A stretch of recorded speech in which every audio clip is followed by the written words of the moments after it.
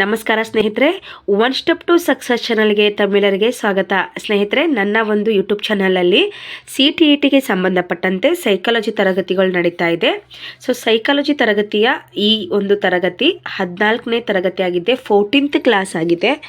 ಯಾರೆಲ್ಲ ಹೊಸದಾಗಿ ನನ್ನ ಚಾನಲ್ನ ನೋಡ್ತಾ ಇದ್ದರೆ ದಯವಿಟ್ಟು ಸಬ್ಸ್ಕ್ರೈಬ್ ಮಾಡಿಕೊಂಡು ಪಕ್ಕದಲ್ಲೇ ಇರ್ತಕ್ಕಂಥ ಬೆಲ್ ಬಟನ್ ಮೇಲೆ ಪ್ರೆಸ್ ಮಾಡಿದರೆ ನಾನು ಮಾಡಿದ ಮೊದಲ ವಿಡಿಯೋ ನಿಮಗೆ ಸೇರುತ್ತೆ ಅಂತ ತಿಳಿಸ್ತಾ, ಸ್ನೇಹಿತರೆ, ಯಾರು ತುಂಬ ಜನ ನೀವು ಆರ್ಡರ್ ವೈಸು ಪ್ಲೇಲಿಸ್ಟ್ ಮಾಡಿ ಮೇಡಮ್ ಅಂತ ಹೇಳ್ತಿದ್ದೀರಾ. ಆಲ್ರೆಡಿ ನೀವು ಪ್ಲೇಲಿಸ್ಟ್ಗೆ ಹೋಗಿ, ಚಾನಲ್ಗೆ ಹೋಗಿ ಪ್ಲೇಲಿಸ್ಟ್ಗೆ ಹೋದರೆ ನಾನು ಆಲ್ರೆಡಿ ಎಲ್ಲನೂ ಪ್ಲೇಲಿಸ್ಟಲ್ಲಿ ಹಾಕಿದ್ದೀನಿ. ಕ್ಲಾಸ್ 1, ಕ್ಲಾಸ್ 2, ಕ್ಲಾಸ್ 3 ಅಂತ. ಇದು 14th ಕ್ಲಾಸ್ ಆಗಿದೆ. ಕ್ಲಾಸ್ ವೈಸ್ ಹಾಕಿದ್ದೀನಿ. ತುಂಬ ಜನ ಕಮೆಂಟ್ ಮಾಡಿದ್ದೀರಾ ಆರ್ಡರ್ ವೈಸ್ ಹಾಕಿ ಅಂತ. ಹಾಕಿದ್ದೀನಿ, ಕರೆಕ್ಟಾಗಿ ನೋಡ್ಕೊಳ್ಳಿ. ನಾನು ಇವತ್ತು ಮತ್ತೆ ಬೇಕಾದರೆ ಚೆಕ್ ಮಾಡ್ತೀನಿ. ತುಂಬ ಜನ ಹಾಕಿದ್ದೀರಾ ಆರ್ಡರ್ ವೈಸ್ ಹಾಕಿ ಅಂತ. ಆಲ್ರೆಡಿ ಹಾಕಿದ್ದೀನಿ, ನೋಡ್ಕೊಳ್ಳಿ ಸ್ನೇಹಿತರೆ. ಓಕೆ, ಏನೇ ಡೌಟ್ ಇದ್ದರೆ ಮತ್ತೆ ಕಮೆಂಟ್ ಮಾಡಿ ತಿಳಿಸಿ. ನಿಮ್ಗೆ ಸಿಗ್ತಾ ಇಲ್ಲ ಅಂತ ಅಂದರೆ ನಾನು ಮತ್ತೆ ಅದನ್ನು ಚೆಕ್ ಮಾಡ್ತೀನಿ. ಆಲ್ಮೋಸ್ಟ್ ಹಾಕಿದ್ದೀನಿ ಕರೆಕ್ಟಾಗಿ. ಇತ್ತೀಚೆಗೆ ಮಾಡಿದ 2-3 ವೀಡಿಯೋಸ್ ಮಾತ್ರ ಹಾಕಿಲ್ಲ. ಓಕೆನಾ? ಇವತ್ತಿನ ತರಗತಿನ ಸ್ಟಾರ್ಟ್ ಮಾಡೋಣ. ಎಲ್ಲರಿಗೂ ವಿಡಿಯೋ ತುಂಬ ಅರ್ಥ ಆಗ್ತಾ ಇದೆ, ಅಂಡರ್ಸ್ಟ್ಯಾಂಡ್ ಆಗ್ತಾ ಇದೆ. ಕಂಟಿನ್ಯೂ ಕ್ಲಾಸ್ ಮಾಡಿಕೊಡಿ ಅಂತ ಹೇಳಿದ್ದೀರಾ. ನಿಮಗೂ ಕೂಡ ನಾನು ಮಾತು ಕೊಟ್ಟಿದ್ದೀನಿ. ಖಂಡಿತವಾಗ್ಲೂ ಇನ್ನೂ ಎಕ್ಸಾಮ್ 15 ಡೇಸ್ ಇದೆ ಅಂತ. ಅದರೊಳಗಾಗಿ ನಿಮಗೆ ಸಿಲೆಬಸ್ನ ಮುಗಿಸ್ಕೊಡ್ತೀನಿ ಅಂತ ಮಾತು ಕೊಟ್ಟಿದ್ದೀನಿ. ಅದ್ರ ಪ್ರಕಾರ ತರಗತಿಗಳು ನಡೀತಾ ಇದೆ. ತುಂಬ ಜನಕ್ಕೆ ಇಷ್ಟ ಆಗ್ತಾ ಇದೆ. Thank you so much for support. ಇವತ್ತಿನ ತರಗತಿನ ಸ್ಟಾರ್ಟ್ ಮಾಡೋಣ. ಇನ್ನು ಹಿಂದಿನ ತರಗತಿಯಲ್ಲಿ ಪಿಯಾಜಿ ಅವರ ಒಂದು ಥಿಯರಿನ ನೋಡಿದ್ವಿ, ಅವ್ರಿಗೆ ಸಂಬಂಧಪಟ್ಟಂತೆ MCQsನ ನೋಡಿದ್ವಿ. ಇವತ್ತಿನ ಒಂದು ತರಗತಿಯಲ್ಲಿ ಕೋಹಿಲ್ಬರ್ಗ್ ಅವರ ಥಿಯರಿನ ನೋಡೋಣ. ಆನ್ ಎ ಮೊರಾಲಿಟಿ ಬಗ್ಗೆ, ನೈತಿಕತೆಯ ಒಂದು ಥಿಯರಿ ಇದೆ ಇವ್ರದ್ದು. ಏನಿದೆ ಅಂತ ನೋಡ್ತಾ ಹೋಗೋಣ ಸ್ನೇಹಿತರೆ. Lawrence Kohlberg, the famous psychologist, developed his 6-stage theory on moral development, which become popular as a Kohlberg theory from a moral and development ಅಂತ. ನಿಮಗೆ ಈಗಾಗಲೇ ಗೊತ್ತಿರದೆ ಕೋಹಿಲ್ಬರ್ಗ್ ಅವರ ನೈತಿಕ ವಿಕಾಸದ ಹಂತಗಳು ಅಂತಲೇ ಫೇಮಸ್ ಆಗಿರೋದು. ಇವರೊಬ್ಬ ಒಂದು ಫೇಮಸ್ ಸೈಕಾಲಜಿಸ್ಟ್ ಆಗಿದ್ದಾರೆ. ಇದು ಕೂಡ ನಿಮಗೆ ಗೊತ್ತಿದೆ. ಇವರು ಒಂದು 6 ಸ್ಟೇಜ್, ಆ್ಯಕ್ಚುಲಿ ಮೇನ್ ಆಗಿ 3 ಸ್ಟೇಜಸ್ ಇದೆ. 3 ಸ್ಟೇಜಸ್ಸಲ್ಲಿ ಒಂದೊಂದು ಸ್ಟೇಜ್ಗೆ ಎರಡೆರಡು ಹಂತಗಳಿದೆ. ಟೋಟಲ್ ಆಗಿ ಇದು 6 ಸ್ಟೇಜ್ಗಳಿಗೆ ಸಂಬಂಧಪಟ್ಟಿದೆ. ಈ ಪಿರಾಮಿಡನ್ನೇ ನೋಡಿಕೊಂಡ್ರೆ ಸಾಕು, ಇದೇ ವರ್ಡು ನಿಮಗೆ ಎಕ್ಸಾಮ್ಗೆ ಬರುತ್ತೆ. ಇದು ಬಿಟ್ಟರೆ ಬೇರೆ ಏನಿರಲ್ಲ. ಗ್ರಂಥಗಳನ್ನು ಓದೋ ಅವಶ್ಯಕತೆ ಇಲ್ಲ. ನೀವು ಥಿಯರಿ ಆಥರ್ ಬುಕ್ಸ್ನ ತೊಗೊಂಡು ಗುಡ್ಡೆ ಹಾಕಿ ಅದನ್ನು ಓದೋದಾಗೋದಿಲ್ಲ, ಆಗೋದಿಲ್ಲ ನಿಮಗೆ. ಈ ರೀತಿ ಮಾಡೋದಕ್ಕಿಂತ ನೀವು ಸ್ಮಾರ್ಟಾಗಿ ಕೋಹಿಲ್ಬರ್ಗ್ ಅಂದರೆ ಅವರ ಕೀ ಪಾಯಿಂಟ್ಸ್ನ ನೆನ್ಪಿಟ್ಕೋಬೇಕು. ಈಗ ನಾನು ಹೇಳ್ತೀನಲ್ಲ ತರಗತಿಯಲ್ಲಿ, ಇಷ್ಟು ಅವ್ರ ಬಗ್ಗೆ ನಿಮ್ಗೆ ಇಷ್ಟು ಗೊತ್ತಿದ್ರೆ ಸಾಕು. ಇದಕ್ಕಿಂತ ಹೆಚ್ಚು ನಿಮ್ಗೆ ಯಾವುದೇ ಪ್ರಶ್ನೆಗಳನ್ನು ಕೇಳೋದಿಲ್ಲ. ಕೋಹಿಲ್ಬರ್ಗ್ ಅವರ ಕುರಿತು ಈ 3 ಥಿಯರಿಗಳು ಬಿಟ್ಟರೆ ನಿಮ್ಗೇನೂ ಕೇಳೋದಿಲ್ಲ. ಹಾಗಾಗಿ ಕೀ ಪಾಯಿಂಟ್ಸ್ನ ಓದಿ ಹೊರತು ಗ್ರಂಥದ ಥರ ಪುಸ್ತಕನ ಇಟ್ಕೊಂಡು ಓದೋದಕ್ಕಿಂತ ಸ್ವಲ್ಪ ಸ್ಮಾರ್ಟಾಗಿ ವರ್ಕ್ ಮಾಡಿ. ನಾನು ಈಗ ಹೇಳ್ತಾ ಹೋಗ್ತೀನಿ ನೋಡಿ. ಕೋಹಿಲ್ಬರ್ಗ್ ಅವರು ಮೇನ್ ಆಗಿ 3 ಥಿಯರೀಸ್ನ ಹೇಳಿದ್ದಾರೆ. ಓಕೆ, ಇಲ್ಲಿರ್ತಕ್ಕಂಥದ್ದು 1, 2, 3 ಇದರಲ್ಲೇ 2 ಸ್ಟೇಜಸ್ ಬರುತ್ತೆ. ಯಾವ ರೀತಿ ಬರುತ್ತೆ ಅಂತ ಹೇಳ್ತಾ ಹೋಗ್ತೀನಿ. ತರಗತಿನ ಸ್ಕಿಪ್ ಮಾಡದೆ ಕಂಪ್ಲೀಟಾಗಿ ನೋಡಿ. ಇದ್ರ ಮೇಲೆ MCQ ತಂದಾಗ ನಿಮಗೆ ಈಸಿ ಆಗುತ್ತೆ. ಓಕೆನಾ? ತರಗತಿ ಮುಗಿದ ತಕ್ಷಣ ನಾನು MCQ ತೊಗೊಂಡು ಬರ್ತೀನಿ. ಅದಕ್ಕಾಗಿ ನಿಮಗೆ MCQ ಈಸಿ ಆಗಬೇಕು ಅಂದರೆ ಥಿಯರಿ ಕರೆಕ್ಟಾಗಿ ಅರ್ಥ ಆಗಿದ್ದರೆ ನಿಮಗೆ ಇಂಟ್ರೆಸ್ಟ್ ಬರುತ್ತೆ. MCQ ಮಾಡೋಕ್ಕೆ ಇಂಟ್ರೆಸ್ಟ್ ಬರುತ್ತೆ. ಮತ್ತು ನಿಮಗೆ CTET ಓದೋಕ್ಕೆ ನಿಮ್ಮ ಹತ್ರ ಮೋಟಿವೇಶನ್ ಬರುತ್ತೆ. ಓಕೆ, ನೋಡಿ, ಫಸ್ಟ್ ಸ್ಟೇಜಲ್ಲಿ ಪ್ರೀ ಕನ್ವೆನ್ಷನಲ್ ಲೆವೆಲ್ ಅಂತ ನೋಡ್ತೀವಿ. ಏನಿದೆ ಈ ಒಂದು ಪ್ರೀ ಕನ್ವೆನ್ಷನಲ್ ಸ್ಟೇಜಲ್ಲಿ, ನಾವು ಕನ್ನಡದಲ್ಲಿ ಇದನ್ನು ಸಾಂಪ್ರದಾಯಿಕ ಪೂರ್ವ ನೈತಿಕ ಹಂತ ಅಂತ ಕರಿತೀವಿ ಅಲ್ವಾ. This level ಕಾನ್ಸಿಸ್ಟ್ of A 2 bottom stage of A pyramid which shows that an individual tend to behave morality only to avoid the punishment or a reward. Appreciation to good work, mostly children from birth to 9 years to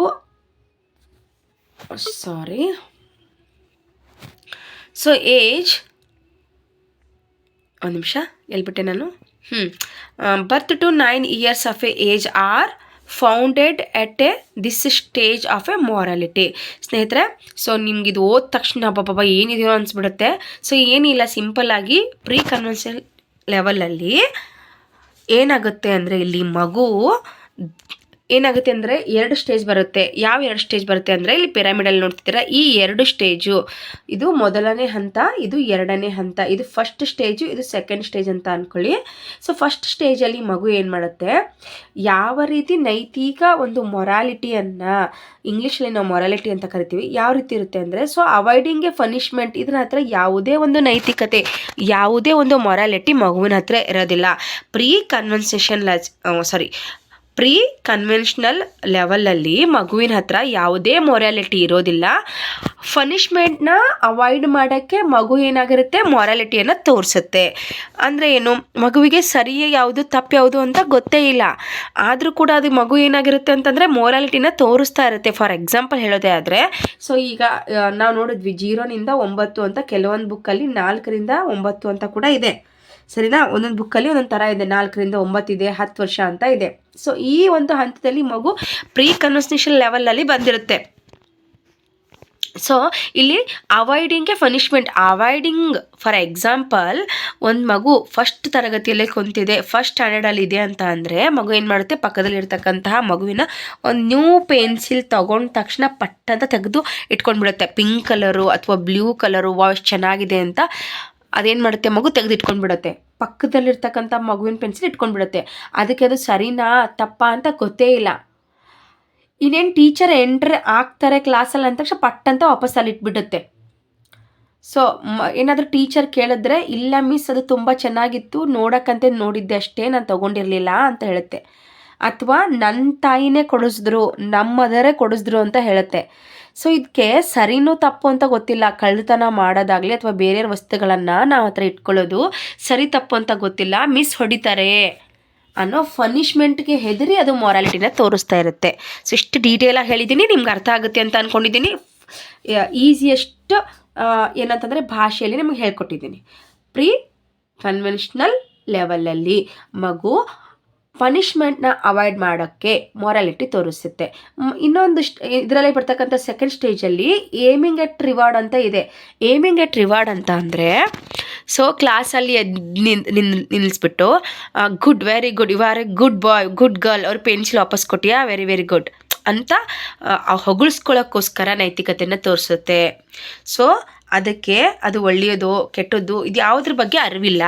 so ನನಗೆ ಎಲ್ಲರ ಕೈಯೆಲ್ಲ claps ಹಾಕ್ಸ್ಕೋಬೇಕು, ಎಲ್ಲರೂ ನಂಗೆ ಶಬಾಷ್ ಅನ್ಬೇಕು, ಅಥವಾ ನಮ್ಗೆ ಏನಾದರೂ ಗಿಫ್ಟ್ ಕೊಡಬೇಕು, ರಿವಾರ್ಡ್ಸ್ ಕೊಡಬೇಕು ಅನ್ನೋ ವಿಚಾರದಲ್ಲಿ ಮಗು ಮೊರಾಲಿಟಿ ತೋರಿಸುತ್ತೆ. ಸೊ ಪ್ರೀ ಕನ್ವೆನ್ಷನಲ್ ಲೆವೆಲಲ್ಲಿ ನಿಮಗೆ ಅವಾಯ್ಡಿಂಗ್ ಪನಿಷ್ಮೆಂಟು ಮತ್ತು ಏಮಿಂಗ್ ರಿವಾರ್ಡ್ಸ್, ಇವು ಎರಡಕ್ಕಾಗಿ ಮಗು ಮೊರಾಲಿಟಿಯನ್ನು ತೋರಿಸುತ್ತೆ. ಇಷ್ಟೇ ನೆನ್ಪಿಟ್ಕೊಂಡ್ರೆ ಸಾಕು. ಇವು 2 ಪಾಯಿಂಟ್ ಇದೆಯಲ್ಲ, avoiding punishment, aiming at a reward, ಇವು 2 ಪಾಯಿಂಟ್ನ ನೆನ್ಪಿಟ್ಕೊಂಡ್ರೆ ಸಾಕು. ನೀವು ಫುಲ್ ಗ್ರಂಥ ಓದೋ ಅವಶ್ಯಕತೆ ಇಲ್ಲ. ಓಕೆನಾ. ನೆಕ್ಸ್ಟ್ ಸ್ಟೇಜ್ಗೆ ಹೋಗೋಣ. ಇಲ್ಲಿ ಕಾನ್ವೆನ್ಷನಲ್ ಲೆವೆಲ್. ಓಕೆ, ನನ್ನ ಕೆಲವೊಂದು ಪ್ರೊನೌನ್ಸೇಷನ್ ಏನಾದರೂ ನಿಮಗೆ ಬೇರೆ ಥರ ಅನಿಸ್ಬೋದು, ಯಾಕಂದರೆ ನಾನು ಕೂಡ ಕನ್ನಡ ಮೀಡಿಯಂ ಸ್ಟೂಡೆಂಟ್ಸೇ. ಆಲ್ಮೋಸ್ಟ್ ನನಗೆ ಸೈಕಾಲಜಿ ಗ್ರಿಪ್ ಇರೋದ್ರಿಂದ ನಾನು ನಿಮ್ಗೆ ಪ್ರತಿ ವಿಡಿಯೋಲ್ಲಿ ಹೇಳ್ತಿರ್ತೀನಿ. ಸೊ CTET ಅವ್ರಿಗೆ ಹೆಲ್ಪ್ ಆಗಲಿ ಅನ್ನೋ ವಿಚಾರಕ್ಕೆ ನಾನು ಇಂಗ್ಲೀಷಲ್ಲಿ ಓದ್ಕೊಂಡು ನಿಮಗೆ ಎಕ್ಸ್ಪ್ಲೇನ್ ಮಾಡ್ತಾ ಇದ್ದೀನಿ ಈಸಿ ವೇಯಲ್ಲಿ. ಸ್ವಲ್ಪ ಏನಾದರೂ ನನ್ನ ಪ್ರೊನೌನ್ಸೇಷನ್ನಲ್ಲಿ ತಪ್ಪಾಗಿದ್ದರೆ I am so sorry for that. Okay, main ನಮ್ಗೇನು ಬೇಕಾಗಿದೆ ಅಂತಂದರೆ ನಮ್ಮ ಎಕ್ಸಾಮಲ್ಲಿ ಪಾಸ್ ಆಗಬೇಕಾಗಿದೆ, ಆ ಪಾಯಿಂಟ್ಸ್ಗಳು ತೊಗೊಂಡು ಬರಬೇಕಾಗಿದೆ ಅಷ್ಟೇ. ಓಕೆನಾ. ಇನ್ನು ಕನ್ವೆನ್ಷನಲ್ ಲೆವೆಲಲ್ಲಿ ಸ್ನೇಹಿತರೆ, ಸೆಕೆಂಡ್ ಕನ್ವೆನ್ಷನಲ್ ಲೆವೆಲಲ್ಲಿ ಏನಾಗುತ್ತೆ ಅಂದರೆ, ದಿಸ್ ಲೆವೆಲ್ ಕನ್ಸಿಸ್ಟ್, ಇಲ್ಲಿ ನೋಡಿ, next 2 stage of A pyramid which show that an individual tend to act morality to show a oneself good person for ನೋಡಿ ಗುಡ್ ಪರ್ಸನ್, ಅದಾದಮೇಲೆ ಒಂದು ನಿಮಿಷ ಕಾಣಿಸ್ತಾ ಇಲ್ಲ ಅದು, and to be a respectful toward law and order. Approximate age of a individual falling in this category is 9 to 20. So 9 to 20 ಏಜಲ್ಲಿ ನಿಮಗೆ 9 to 20 ಏಜಲ್ಲಿ ಸಾಂಪ್ರದಾಯಿಕ ನೈತಿಕತೆಯ ಹಂತ, a period of a conventional morality ಅಂತ ಕರಿತೀವಿ. ಇದು 10ರಿಂದ 12 ಒಂದು ಬುಕ್ಕಲ್ಲಿ ಕೊಟ್ಟಿದ್ದಾರೆ, 9ರಿಂದ 20 ಅಂತಲೂ ಕೊಟ್ಟಿದ್ದಾರೆ. ವಾಮದೇವಪ್ಪ ಬುಕ್ಕಲ್ಲಿ 10ರಿಂದ 13 ವರ್ಷ ಕೂಡ ಕೊಟ್ಟಿದ್ದಾರೆ. ಸೊ ಇಲ್ಲಿ ಏನಿರುತ್ತೆ ಅಂದರೆ good boy good girl thought ಇರುತ್ತೆ. ಯಾವ ರೀತಿ ಗುಡ್ ಬಾಯ್ ಗುಡ್ ಗರ್ಲ್ ಅಂತ ಇರುತ್ತೆ ಅಂದರೆ, ನೈತಿಕ ತೀರ್ಮಾನವನ್ನು ಸಮಾಜದ ಸಂಪ್ರದಾಯಗಳ ನೀತಿ ನಿಯಮಗಳಿಗೆ ತಕ್ಕಂತೆ ಇಲ್ಲಿ ನಡ್ಕೋತಾರೆ. ಏನು ನೀತಿ ನಿಯಮಗಳಿದೆಯಲ್ಲ ಅದ್ರ ಪ್ರಕಾರನೇ ನಡ್ಕೋತಾರೆ. ಸೊ ನಾವೀಗ ಸೆಕೆಂಡ್ ಒಂದು ಸ್ಟೇಜಿಗೆ, ಇದು ಎರಡು ಸೇರಿಬಿಟ್ಟು ಒಂದು ಸ್ಟೇಜಲ್ಲಿ ಬರುತ್ತೆ ಪ್ರೀ ಕನ್ವೆನ್ಷನಲ್ ಲೆವೆಲಲ್ಲಿ. ಸೊ ಇವು ಎರಡು ಬಂದುಬಿಟ್ಟು ಈಗ ನಾನು ಹೇಳ್ತಕ್ಕಂತಹ ಒಂದು ಲೆವೆಲಲ್ಲಿ ಬರುತ್ತೆ. ಸೊ ಇಲ್ಲಿ ಸಾಂಪ್ರದಾಯಿಕ ನೈತಿಕ ಹಂತ ಅಂತ ನಾವು ಕರಿತೀವಿ, ಅಥವಾ ಕನ್ವೆನ್ಷನಲ್ ಮೊರಾಲಿಟಿ ಅಂತ ಕರಿತೀವಿ. ಈ ಎರಡು ಸ್ಟೇಜ್ ಅಲ್ಲಿ ಬರುತ್ತೆ. ಸೊ ಫಸ್ಟಲ್ಲಿ ಗುಡ್ ಪರ್ಸನ್ ಆ್ಯಟಿಟ್ಯೂಡ್ ಇರುತ್ತೆ, ಗುಡ್ ಬಾಯ್ ಗುಡ್ ಗರ್ಲ್ ಅಂತ ಹೇಳ್ತೀವಲ್ವ. ಸೊ ಹಿರಿಯವರು, ಸಮಾಜದವರು ನಮ್ಮನ್ನು ಗುರುತಿಸಬೇಕು, ನಮ್ಮನ್ನು ಒಳ್ಳೆಯವ್ರು ಅನ್ಬೇಕು ಅನ್ನೋ ಕಾರಣಕ್ಕೆ ಇಲ್ಲಿ ನೈತಿಕತೆಯನ್ನು ತೋರಿಸ್ತಾರೆ. ಮಕ್ಕಳು ಈ ಒಂದು ಹಂತದಲ್ಲಿ ಸಮಾಜದವರ ನೀತಿ ನಿಯಮಗಳಿಗೆ ತಕ್ಕಂತೆ ನಡ್ಕೋತಾರೆ. ಈ ಹಿಂದೆ ಅವ್ರಿಗೆ ಗೊತ್ತಿರಲಿಲ್ಲ ಯಾವ ಸರಿ ಯಾವ ತಪ್ಪು ಅಂತ ಗೊತ್ತಿರಲಿಲ್ಲ. ಪನಿಷ್ಮೆಂಟ್ ಕೊಡ್ತಾರೆ ಅಂತ ಹೆದರಿ ಮಾಡ್ತಿದ್ರು, ಅಥವಾ ಗಿಫ್ಟ್ ತಗೋಬೇಕು ಅನ್ನೋ ಒಂದು ರೂಪದಲ್ಲಿ ಮಾಡ್ತಿದ್ರು. ಬಟ್ ಇಲ್ಲಿ ಸಮಾಜಕ್ಕೆ ತಕ್ಕಂತೆ ನಡ್ಕೋತಾರೆ. Good boy good girl attitude ಅಂತ ನಾವು ಕರಿತೀವಿ. ಸೊ ಇಲ್ಲಿ ಅದಕ್ಕೆ ಸಂಬಂಧಪಟ್ಟಂತೆ ಲಾ ಆ್ಯಂಡ್ ಆರ್ಡರ್ ಅಂದರೆ ನೀತಿ ನಿಯಮಗಳಿಗೆ, ಸಮಾಜ ಹೇಗಿದೆ, ಏನೆಲ್ಲ ಮಾಡಿದ್ರೆ ನಮ್ಮನ್ನು ಆಕ್ಸೆಪ್ಟ್ ಮಾಡ್ಕೋತಾರೆ. ಸೊ ಸಮಾಜಕ್ಕೆ ತಕ್ಕಂಗೆ ಅವರ ಕಾನೂನು ಆಗಿರ್ಬೋದು, ಅವರ ನೀತಿ ನಿಯಮಗಳಾಗಿರ್ಬೋದು, ಇದಕ್ಕೆಲ್ಲಕ್ಕೆ ತಕ್ಕಂತೆ ಮಾಡ್ತಾರೆ. ಇತರರ ಆಸೆ ಆಕಾಂಕ್ಷೆಗಳಿಗೆ ಬೆಲೆ ಕೊಡ್ತಾರೆ, ಅವ್ರಿಗೆ ಅನುಗುಣವಾಗಿ ಇಲ್ಲಿ ನಡ್ಕೋತಾರೆ. ಸರಿನಾ? ಇದು ಈ ಒಂದು ಹಂತದ ಒಂದು important 2 points, law and order, good person attitude. ಇವೆರಡು ನಿಮಗೆ ಪಾಯಿಂಟ್ಸು ವೆರಿ ಇಂಪಾರ್ಟೆಂಟ್. ಇವೆರಡನ್ನ ನೆನಪಿಟ್ಕೊಳ್ಳಿ. ಇದನ್ನು 3rd ಸ್ಟೇಜ್ ಅಂತಾರೆ, ಇದನ್ನು 4th ಸ್ಟೇಜ್ ಅಂತಾರೆ, ಇದನ್ನು ಫಸ್ಟು, ಇದನ್ನು ಸೆಕೆಂಡ್ ಅಂತಾರೆ. ಓಕೆನಾ? ಸೊ ಅರ್ಥ ಆಯಿತು ಅಂದ್ಕೊಂಡಿದ್ದೀನಿ. ವೆರಿ ಈಸಿ ಇದೆ ಸ್ನೇಹಿತರೆ, ಏನಿಲ್ಲ, ನಿಮಗೆ ಓವರಾಲ್ ಆಗಿ ಮತ್ತೆ ಹೇಳ್ತೀನಿ. ಸೊ ಬನ್ನಿ 3rd ಸ್ಟೇಜ್ನ ನೋಡ್ತಾ ಹೋಗೋಣ. ಪೋಸ್ಟ್ ಕನ್ವೆನ್ಷನಲ್ ಲೆವೆಲ್ ಅಂತ ಕರಿತೀವಿ. ಸಾಂಪ್ರದಾಯಿಕ ನೈತಿಕ ಹಂತ ಆದಮೇಲೆ ಸೊ ಕೊನೆಯದಾಗಿ ಬರ್ತಕ್ಕಂಥದ್ದು ಸ್ವಯಂ ಸ್ವೀಕೃತ ನೈತಿಕ ತತ್ವಗಳ ಹಂತ ಅಂತ. Post conventional level. This level consist of A 2 topmost stages of a development as one tends to act way that is based on a justice in a society and being ethical. Age 20 to 20 years onwards ಅಂತ ಕೊಟ್ಟಿದ್ದಾರೆ. So ಕೆಲವೊಂದು ಬುಕ್ಕಲ್ಲಿ 13+ ಆದಮೇಲೆ ಅಂತ ಕೊಟ್ಟಿದ್ದಾರೆ. So ಇಲ್ಲಿ 20 years ಅಂತ ಕೊಟ್ಟಿದ್ದಾರೆ. ಸ್ನೇಹಿತರೆ, ಇದೇನು ಯಾರು ಈ ಏಜಿನ ಬಗ್ಗೆ ಎಲ್ಲೂ ಕ್ವಶನ್ ಆಗಿಲ್ಲ. ಯಾವ ಏಜಿಗೆ ಆ ಮಗುನ ಹತ್ರ ಯಾವ ನೈತಿಕ ಒಂದು ವಿಕಾಸ ಇದೆ ಅಂತ ಇಷ್ಟೇ ನೆನ್ಪಿಟ್ಕೊಳ್ಳಿ. ಓಕೆನಾ? ಸೊ ನೀವು ಯಾವ ಏಜು ಅದೆಲ್ಲ ತಲೆ ಕೆಡಿಸ್ಕೊಳಕ್ಕೆ ಇಲ್ಲಿ ತನೂ ಆ ಪ್ರಶ್ನೆ ಕೇಳೇ ಇಲ್ಲ. ಓಕೆನಾ? ಸೊ ಇಲ್ಲಿ ಪ್ರೀ ಕನ್ವೆನ್ಷನಲ್ ಒಂದು ಲೆವೆಲಲ್ಲಿ ಮಗು ನೈತಿಕತೆಯ ಅತ್ಯುನ್ನತ ಹಂತವನ್ನು ಇಲ್ಲಿ ಮಗು ದಾಟಿರುತ್ತೆ. ಇಲ್ಲಿ ಮಗು ಸ್ವಯಂ ಸ್ವೀಕೃತ ನೈತಿಕ ತತ್ವಗಳನ್ನು ಆಧರಿಸಿರುತ್ತೆ. ಮಾನವ ಹಕ್ಕುಗಳನ್ನು, ಸಮಾಜದ ಕಲ್ಯಾಣವನ್ನು ಮಾಡುತ್ತೆ. ಅಂದರೆ ಸೊ ಇಲ್ಲಿ ಕಾನೂನು ಅಥವಾ ನೀತಿ ನಿಯಮಗಳು ಸಮಾಜ ಮಾಡಿದ್ದು ಅಂತ ಮಗುವಿಗೆ ಅರಿವಾಗುತ್ತೆ. ಇಲ್ಲಿ ಅದಕ್ಕೆ ತಕ್ಕಂತೆ ನಡ್ಕೋಬೇಕು ಅಂತ ಏನಿಲ್ಲ. ಕೆಲವೊಂದು ಮೂಢನಂಬಿಕೆಗಳು ಇರ್ಬೋದು, ಅವುಗಳನ್ನು ತಪ್ಪು ಅಂತ ನಿರ್ಧಾರ ಮಾಡ್ತಕ್ಕಂಥ ಒಂದು ಸ್ಟೇಜೇ ಪೋಸ್ಟ್ ಕನ್ವೆನ್ಷನಲ್ ಲೆವೆಲ್ ಅಂತ ಕರಿತೀವಿ. ಹೈ ಒಂದು ಮೆಂಟಲಿಟಿ ಈ ಒಂದು ಸ್ಟೇಜಲ್ಲಿ ಮಗುವಿಗೆ ಬಂದಿರುತ್ತೆ. ಇಲ್ಲಿ ತತ್ವಗಳನ್ನು ಮಗು ಅರ್ಥ ಮಾಡ್ಕೊಳ್ಳುತ್ತೆ, ಸರಿ ತಪ್ಪುಗಳನ್ನು ಅರ್ಥ ಮಾಡ್ಕೊತ್ತೆ, ಏನೇ ಸಮಸ್ಯೆ ಬಂದರೆ ಪರಿಹರಿಸ್ತಕ್ಕಂಥದ್ದನ್ನು ಅರ್ಥ ಮಾಡ್ಕೊಳ್ಳುತ್ತೆ. ನೈತಿಕತೆಯ ಅತ್ಯಂತ ಉನ್ನತವಾದ ಮಟ್ಟ ಇದಾಗಿರುತ್ತೆ. ಓಕೆನಾ? ಸೊ ಇಲ್ಲಿ ನೋಡಿ, ಇದು ಹೈಯೆಸ್ಟ್ ಲೆವೆಲ್ ಅಂತ ಇಲ್ಲಿ ಕೊಟ್ಟಿದ್ದಾರೆ ನೋಡಿ. ಶೋಸ್ ಎ ಹೈಯೆಸ್ಟ್ ಒಂದು ಲೆವೆಲ್ ಆಗಿರುತ್ತೆ. ಸೊ ನಾವು ಪಿರಮಿಡಲ್ಲಿ ನೋಡಿದಾಗ ಜಸ್ಟಿಸ್ ಮತ್ತು ಎಥಿಕ್ ಅಂತ ಇದೆಯಲ್ಲ, ಜಸ್ಟಿಸ್ ಆ್ಯಂಡ್ ಎಥಿಕ್ಸ್ ಅಂತ ಇದೆ.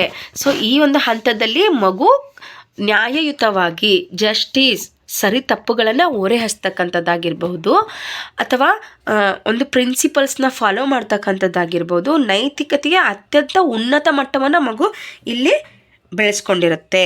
ಸೊ ಇದು ಜಸ್ಟಿಸ್ ಆ್ಯಂಡ್ ಎಥಿಕ್ಸ್. ನೀವು ಓವರಾಲ್ ಆಗಿ ಸ್ನೇಹಿತರ ನಾನು ನಿಮ್ಗೆ ಹೇಳ್ತೀನಿ ನೋಡಿ, ಓವರಾಲ್ ಆಗಿ ಇಲ್ಲಿ 3 ಸ್ಟೇಜಸ್ ಮಾತ್ರ ಇರ್ತಕ್ಕಂಥದ್ದು. ಇದು 1 ಸ್ಟೇಜು, ಇದರಲ್ಲೇ ಪಾರ್ಟ್ 1 ಪಾರ್ಟ್ 2 ಮಾಡಿದ್ದಾರೆ.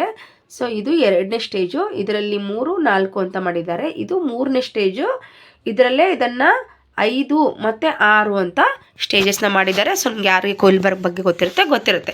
ಸೊ ನೀವು ಫಸ್ಟ್ ಸ್ಟೇಜಲ್ಲಿ ನೆನಪಿಟ್ಕೋಬೇಕಾಗಿದ್ದು ಒಂದು ಪನಿಷ್ಮೆಂಟು, ಎರಡನೇದು ರಿವಾರ್ಡ್. ಇಷ್ಟೇ ಕೀವರ್ಡ್ ನಿಮಗೆ. ಆಪ್ಷನ್ನಲ್ಲಿ ನಿಮಗೆ ಕೊಹಿಲ್ಬರ್ಗ್ ಅವರ which one is the Kohlberg first stage ಅಂತ ಕೇಳಿದ್ರೆ, ಅಥವಾ ಪ್ರೀ ಕನ್ವೆನ್ಷನಲ್ ಲೆವೆಲ್ ಅಂತ ಕೇಳಿದ್ರೆ ಅಲ್ಲಿ ಪನಿಷ್ಮೆಂಟ್ ಇರಬೇಕು, ರಿವಾರ್ಡ್ ಇರಬೇಕು. ಅದೇ ಆನ್ಸರ್ ಆಗುತ್ತೆ. ಆ್ಯಂಡ್ ಸೆಕೆಂಡಾಗಿ which one is the conventional morality ಅಂತ ಕೇಳಿದ್ರೆ ನಿಮಗೆ ಅಲ್ಲಿ ಒಂದು ಕ್ವಶನಲ್ಲಿ ಆಪ್ಷನಲ್ಲಿ good person attitude, law and order ಅಂತ ಕಾಣಿಸಿದ್ರೆ ಅದೇ ಆನ್ಸರ್ ಆಗಿರುತ್ತೆ. ಆ್ಯಂಡ್ ಪೋಸ್ಟ್ ಕನ್ವೆನ್ಷನಲ್ ಪೀರಿಯಡ್ ಏನಾದರೂ ಕೇಳಿದರೆ ಎಥಿಕ್ಸ್ ಆ್ಯಂಡ್ ಜಸ್ಟಿಸ್ ಇದ್ದರೆ ಸಾಕು. ಇಷ್ಟು ವರ್ಡ್ಸ್ಗಳು ನೆನ್ಪಿಟ್ಕೊಂಡ್ರೆ ಇಂಗ್ಲೀಷಲ್ಲಿ ಸಾಕು ನಿಮಗೆ. ಇದ್ರಿಗಿಂತ ಹೆಚ್ಚಿಗೆ ಯಾವುದನ್ನು ಕೇಳೋದೇ ಇಲ್ಲ. ಕೊಹಿಲ್ಬರ್ಗ್ ಅವರ ಬಗ್ಗೆ ಇದನ್ನು ಮಾತ್ರ ಕೇಳ್ತಾರೆ. ಈ 3 ಅಲ್ಲಿ ಸಬ್ 2 ಬರುತ್ತೆ, 6. ಈ 6 ಸ್ಟೇಜ್ಗಳ ಬಗ್ಗೆ ಪರ್ಫೆಕ್ಟಾಗಿ ಯಾವ ಸ್ಟೇಜಲ್ಲಿ ಯಾವ ಸಬ್ ಸ್ಟೇಜ್ ಬರುತ್ತೆ ಅಂತ ಪರ್ಫೆಕ್ಟಾಗಿ ನೆನಪಿಟ್ಕೊಂಡ್ರೆ ಸಾಕು. ಇಷ್ಟು ನೀವು ಅರ್ಥ ಮಾಡಿಕೊಂಡ್ರೆ ಕೊಹಿಲ್ಬರ್ಗ್ ಅವರ ಬಗ್ಗೆ ಏನೇ ಕೇಳಿದ್ರು ಕೂಡ ನೀವು ಆನ್ಸರ್ ಮಾಡಬಹುದು. ಇನ್ನು ಇವರು ಯಾವ ದೇಶದವ್ರ ಬಗ್ಗೆ ಅಂತ ನಿಮಗೆ ದೇಶದವರು ಅಂತ ಏನಾದರೂ ಪ್ರಶ್ನೆ ಕೇಳಿದರೆ ಸ್ನೇಹಿತರೆ, ಇವರು ಕೊಹಿಲ್ಬರ್ಗ್ ಅವರು ಮೇ ಬಿ ಇವರು ಹಾರ್ವರ್ಡ್ ವಿಶ್ವವಿದ್ಯಾಲಯದಲ್ಲಿ ಸೈಕಾಲಜಿಯನ್ನು ಮುಗಿಸಿರ್ತಾರೆ. ಹಾಗೆ ಇವರು ಹಾರ್ವರ್ಡ್ ಒಂದು ಸೈಕಾಲಜಿಸ್ಟ್ ಆಗಿದ್ದಾರೆ. ಓಕೆನಾ. ಸೊ ಇಷ್ಟು ಮಾತ್ರ ಇದ್ರ ಬಗ್ಗೆ ಕೇಳ್ತಾರೆ. ಸೊ ಕೊಹಿಲ್ಬರ್ಗ್ ಅವರ ನೈತಿಕ ವಿಕಾಸದ ಹಂತಗಳು ಅಂತ ಕೇಳ್ತಾರೆ. Kohlberg's theory on a morality 3 stages ಇದೆ. 3 ಸ್ಟೇಜಸಲ್ಲಿ 2 ಸ್ಟೇಜಸ್ ಬರುತ್ತೆ. ಟೋಟಲ್ 6 ಸ್ಟೇಜಸ್ ಇರುತ್ತೆ. ನೀವು ಕ್ವಶನ್ನ ಕರೆಕ್ಟಾಗಿ ತಿಳ್ಕೊಂಡು ಆಪ್ಷನ್ನ ಹಾಕಬೇಕು. ಅದು ನಿಮ್ಗೆ ಅರ್ಥ ಆಗಬೇಕು ಅಂದರೆ MCQ ಇಂಪಾರ್ಟೆಂಟ್ ಆಗಿರುತ್ತೆ.